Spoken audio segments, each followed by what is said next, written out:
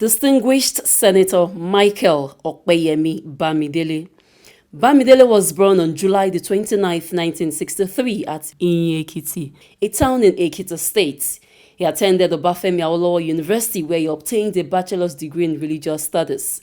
In his pursuit for more knowledge, Bamidele later attended the University of Benin where he received a bachelor's degree in law in 1990. Having graduated from the Nigerian Law School, he was called to the bar in 1992. Bamidele proceeded to Franklin Pierce University, where he received a master's degree in law and was called to the New York bar in January 1999. Bamidele is currently a distinguished senator, chairman of the Southern Senators Forum, and chairman Senate Committee on Judiciary, Human Rights and Legal Matters in the 9th National Assembly.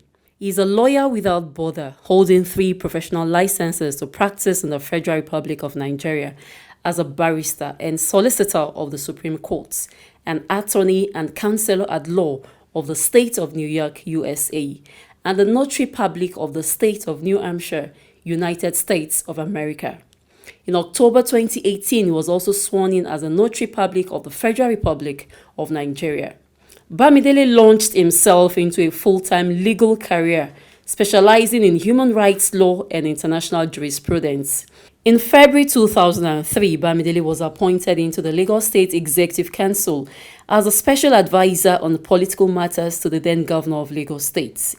In recognition of his commitment to service and humanity, the former governor of Lagos State, Asiwaju Bola Ahmed Tinubu, appointed Opeyemi Bamidele as the Honorable Commissioner for Youth, Sports and Social Development in July 2003.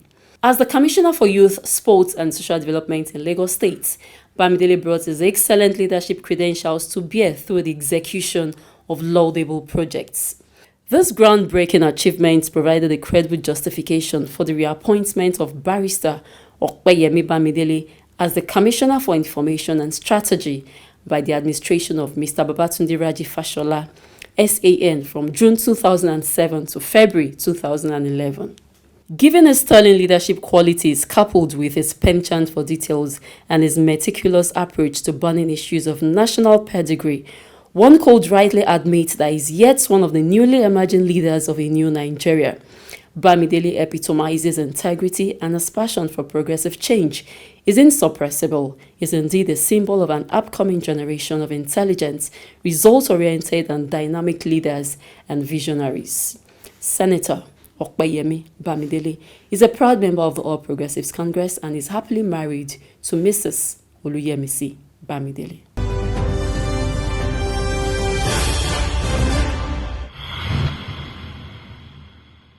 Like a carnival, they came out in their numbers to support one of their own.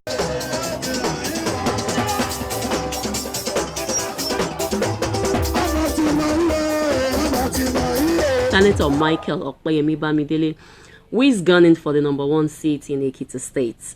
They say they are the real indigenes of Ekiti State, not a rented crowd.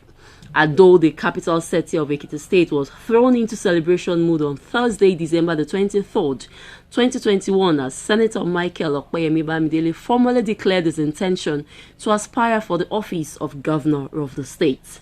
Several motorcycle riders had abandoned their daily hustling and joined the roving train as it raved towards the party secretariat in an enigmatic and captivating fashion.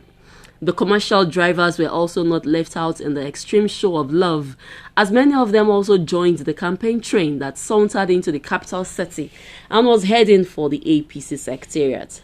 The born federal parliamentarian and elated Bamidele was dressed in a white flowing agbada with his traditional white owl cap to match, and was also waving uncontrollably as he navigated the thick crowd that ushered him to the party secretariat.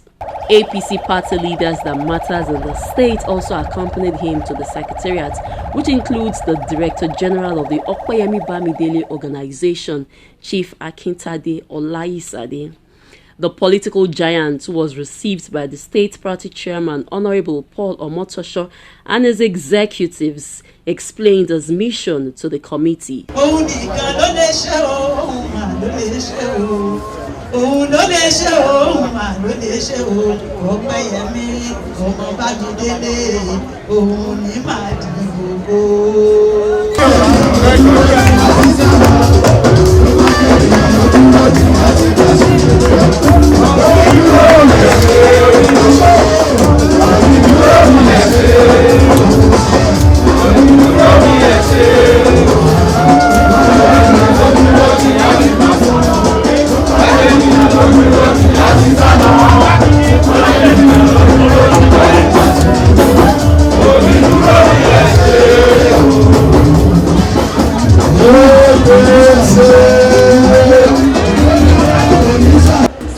Sọ̀rọ̀ primary January 22 ló lágbára jù fún wa láti ṣe.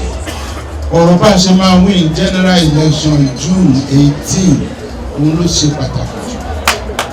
Mo dẹ̀ mọ̀ pé Gómìnà Opeyemi ò ní ṣe nǹkan tó lè gbẹgbẹ́ lọ. Mo dẹ̀ mọ̀ pé ẹ̀yin náà tọ́lọ́run gbé sí ibi tẹ́ wà yìí láti darí ẹgbẹ́ lásìkò yìí. Ní ṣe nǹkan tó lè tẹ̀lé rí. I have known Barrister Paul Omotosho kì í ṣe èmi kì í ṣàmì, and I'm convinced that you are a gentleman. Àwọn tó ń kí mi pápá mo ṣe ń wọlé àwọn ọmọ tí mi ò fẹ́ mo reject it ìbílẹ̀ tàbí máa bá yín sọ̀rọ̀ ní I reject it ìdílé náà ti sọ̀rọ̀ fájú ìwé débi wọn ní Ìjáyà Èkìtì ní Ọlọ́run àṣẹbí ní Ìjáyà Èkìtì.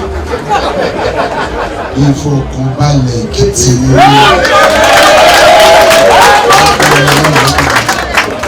ìfọ̀kànbalẹ̀ Èkìtì lọ́nà dẹ̀ máa ṣe nǹkan kan nínú olùkọ́ tí gbogbo wa mọ̀.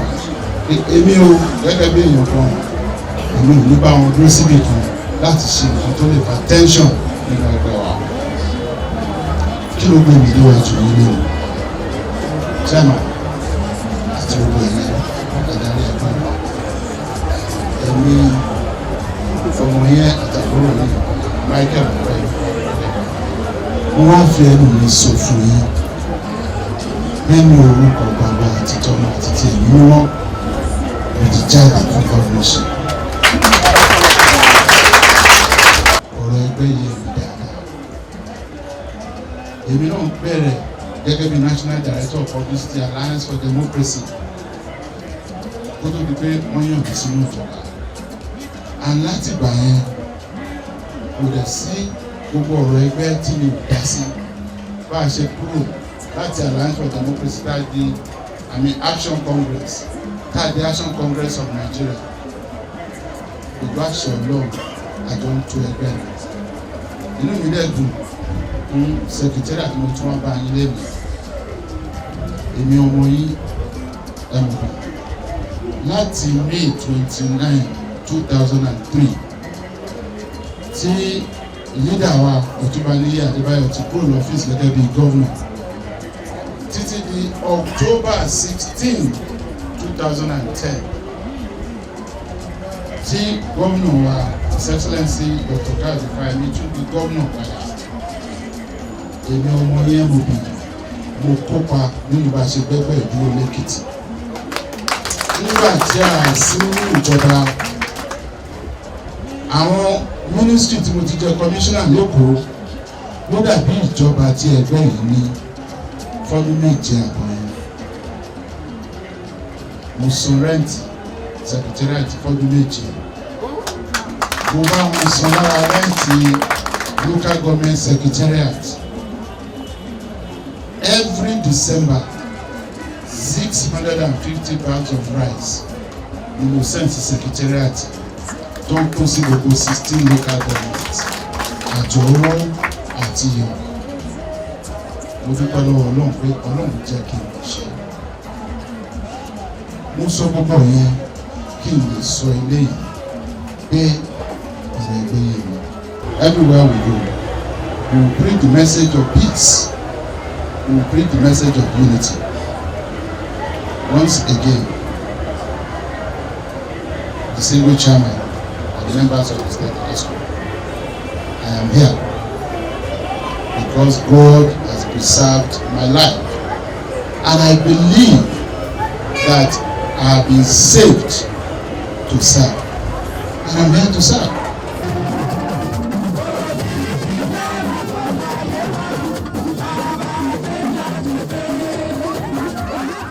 Paul Eleshi, in his response to MOB speech, said MOB is a man of integrity and humility that cannot be easily ignored in the politics of Ekiti State. Personally, I was taking today as a special day, and I still take it as a special day.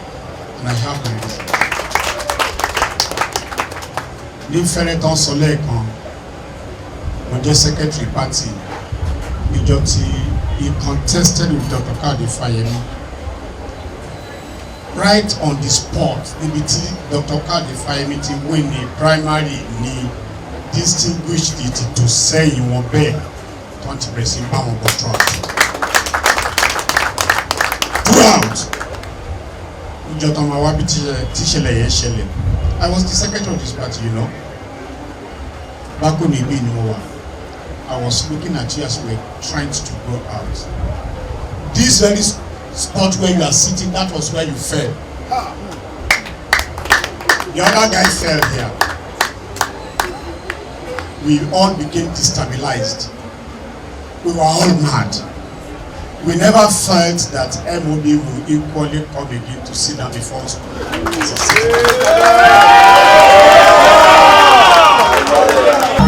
Thank you, Jesus.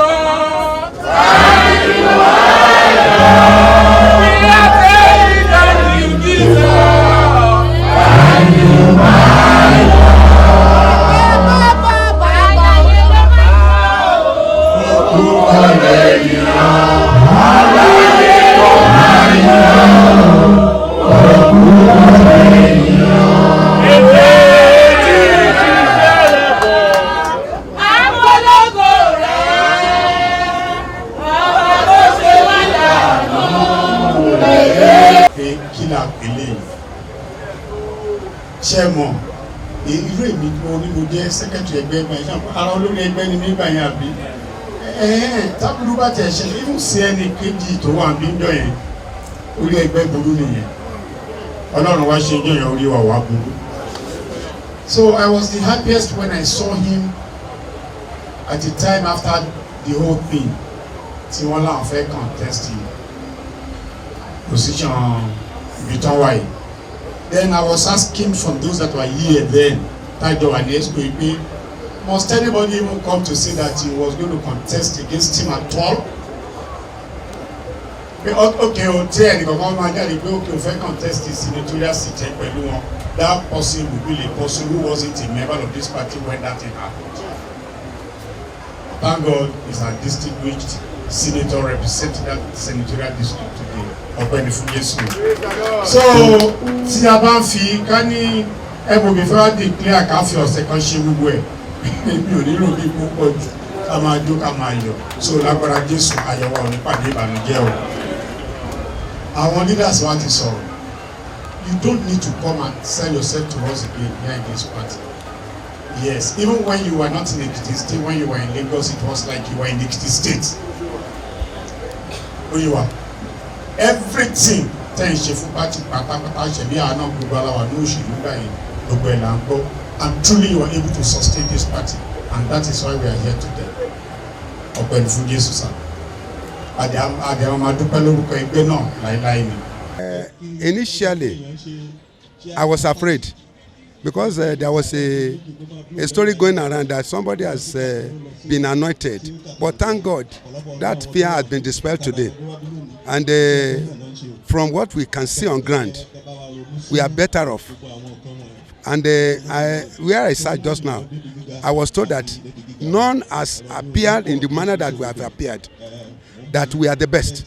In fact, when I was looking at the countenance of the chairman, I can see hope for our candidate. And God's willing, MOB is becoming the governorship candidate. In fact, outside APC, MOB is acceptable. Many people have been clamoring that MOB should be the candidate. And even PDP are praying that they wouldn't want MOB to be taken as the candidate of APC because they know MOB coming out is a defeat, is a sign of defeat for them. They said it, and we understand. And that's why I am cocksure that now that MOB is coming out, we are already a winner. There is no doubt about it. He's a gentleman, honest, transparent, and dependable anytime, any day. He has the quality to contest for governorship of Ekiti. I'm following him because of his transparency. I'm following him because of his comportment.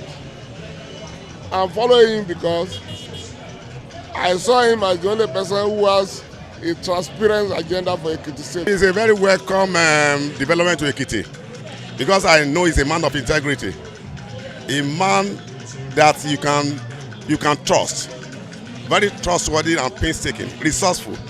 It's a blessing to Ekiti. If Ekiti can have him as a governor, when he was in the House of Rep, he performed a lot at our federal constituency. Then, as of today, he's a senator of the Federal Republic of Nigeria. Less than 3 years, he has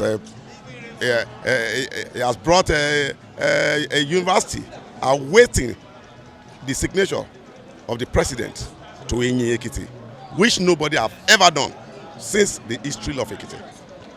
Inú mi dùn lọ́pọ̀lọpọ̀ fún nǹkan sí fún ọjọ́ èní sí Ọlọ́run jẹ́ kó ṣojú ẹ̀mí mi tọ́lọ́run jẹ́ kó ṣojú sẹ́nitọ́ Bamidele Opeyemi. Inú mi dùn gan-an.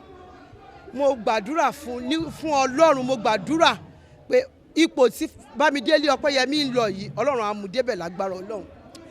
Ìṣẹ̀dá àwọn obìnrin á gbé débẹ̀, ìṣẹ̀dá ọmọdé ìṣẹ̀dá àgbà á gbé débẹ̀, ìṣẹ̀dá pé kò jọra ẹ̀ lójú á gbé débẹ̀. Sẹ́nitọ́ Bamidele èèyàn ni wọ́n o, wọ́n fẹ́ ọmọdé, wọ́n fẹ́ àgbà, wọ́n fẹ́ ọkùnrin, wọ́n fẹ́ obìnrin, wọ́n fẹ́ yúùtù, wọ́n fẹ́ àwọn obìnrin tá à ń tajà, oríṣiríṣi empowerment náà ti ṣe fún wa nípasẹ̀ pé kí gbogbo wa náà ká lè jẹ́yàn. Ó jẹ́ kí inú mi dùn sí wọn gan, mo sọ tọkàntọkàn, mo sọ ti ìgbàgbọ́ sí ìgbàgbọ́ pé ní agbára Ọlọ́run amúdébi tó ń lọ yìí òun ló máa ṣe gómìnà Èkìtì state. Opeyemi Bamidele ló máa ṣe gómìnà Èkìtì state tí kò ní mú ìnira lọ́wọ́, gbogbo ogun tí Ọlọ́run ti ṣẹ́ fún kò ní gbérí mọ́. Ibi gíga láyé Ọlọ́run máa bá wa mú lọ síbi gíga ni, kò ní kọsẹ̀, àṣìtàbọ̀ ò ní bà á, ọfà ayé ò ní bà á, ìbànújẹ́ ayé ò ní tọ́ sí tọmọtọmọ. Ibi tó ń lépa yìí Ọlọ́run á mú débẹ̀, Ọlọ́run á mú débẹ̀, Ọlọ́run á mú débẹ̀. Mo gbàdúrà ní orúkọ Jésù, Sẹ́nitọ́ Bamidele ibi gíga láyé Ọlọ́run á mú ẹ débi gíga, ò ní jábọ́, ò ní jábọ́. Gbogbo tó wù ẹ́ lọ́kàn téèyàn ò kì í lélélé kéèyàn tó mu, ò ní lé èkó tó mu, eléyìí ti jẹ́ tiẹ̀, àṣẹ ọ̀run sì gùn, ó ti rí bẹ́ẹ̀ ní orúkọ Jésù Kristi Olúwa wa, àmín. MOB has been online for some time now, and is someone that is prepared for this job. To be a governor in a state like Ekiti, we need somebody who is exposed. That is somebody that has wide influence, wide contacts, who can reach out to people, who knows how to persuade people to get a result. We need more than just sitting in a big office. We need somebody that can establish a functioning factory where our numerous graduates can work. We can't be producing graduates to become Okada drivers. Even farmers.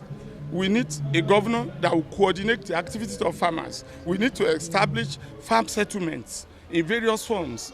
Agriculture is a growing business in other civilized societies. Agriculture remains the mainstay of beautiful economies. So we need a governor that will invest in agriculture. We have fertile land.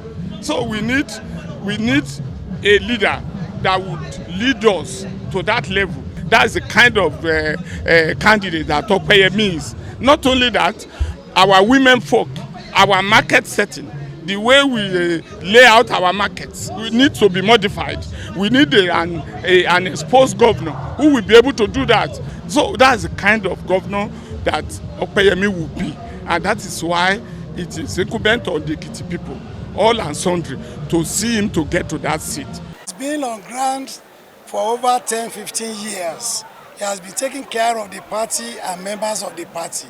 He's a promise keeper. There's nothing he will say that will not fulfill it. So we felt that with what he has been doing for the party, for the citizens of Ekiti State, we believe he is capable to be the governor of Ekiti State. Apart from he has gotten the rudiments of becoming a governor, And aside from that, he has done a lot of empowerment. He has bought cars, vehicles for people. He has empowered the old citizens, the widows, the students, the artisans, then the physically challenged people. Opeyemi Bamidele is once a student activist, an erudite scholar, a pragmatic lawyer, a selfless politician, and I see him to be the next governor of Ekiti State. It's love for the people, it's love for the poor, it's love for the Ekiti State itself. And he believes that when he rules Ekiti State, it will progress. I will implore all the voters in Ekiti State, particularly during these primaries at the party level, to please rally around him and let him emerge as the candidate of the party.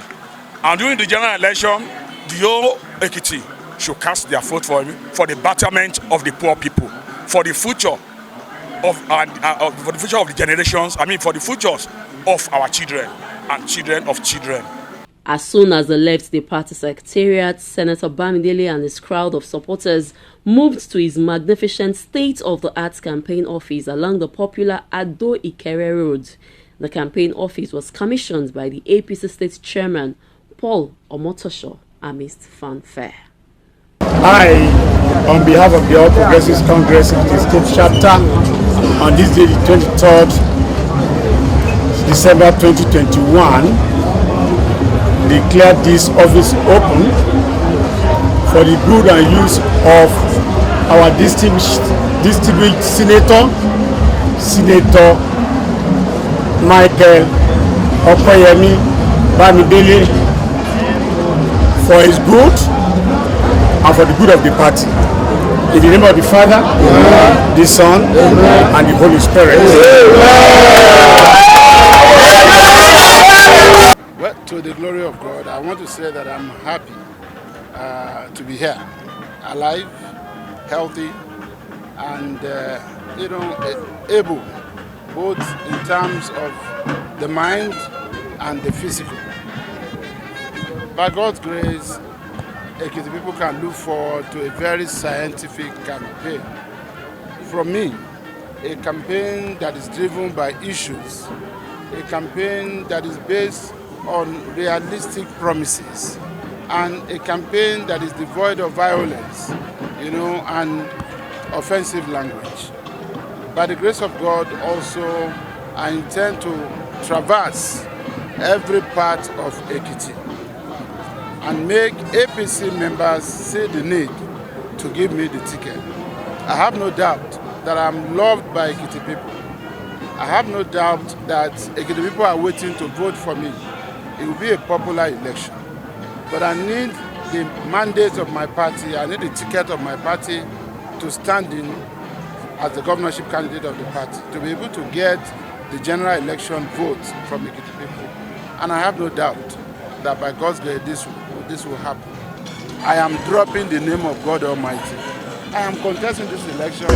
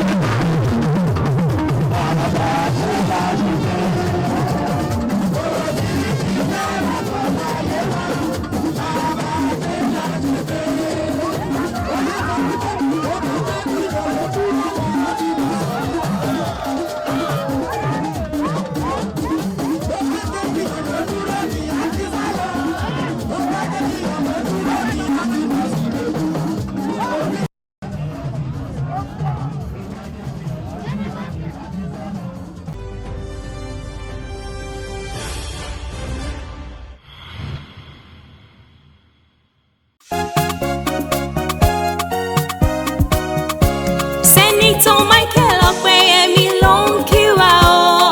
Àkú ọdún ẹ̀mí aṣọ́pọ̀ rẹ̀. Ìyálàjẹ bàbá lọ́jà ọmọlé ìwé lọ́kùnrin lóbìnrin. Àkú ọdún ẹ̀mí aṣọ́pọ̀ rẹ̀. Oníṣẹ́ ọwọ́ akíyí. Àkú ọdún ẹ̀mí aṣọ́pọ̀ rẹ̀. Taxi driver ọlọ́kadà pátápátá. pátápátá gbogbo yín la kí. àkú ọdún ẹ̀mí àṣọpọ̀ rẹ̀. Gbogbo òṣìṣẹ́ ìjọba gbogbo yín la kí pátápátá. àkú ọdún ẹ̀mí àṣọpọ̀ rẹ̀. Michael Opeyemi Bamidele MOB ló ní. àkú ọdún ẹ̀mí àṣọpọ̀ rẹ̀. Sẹ́nitọ̀ Michael Opeyemi Bamidele MOB ló ń kí gbogbo wa pé a kú ọdún, a kú ìyèdún, ẹ̀mí á ṣọ̀pọ̀ ọdún láyé.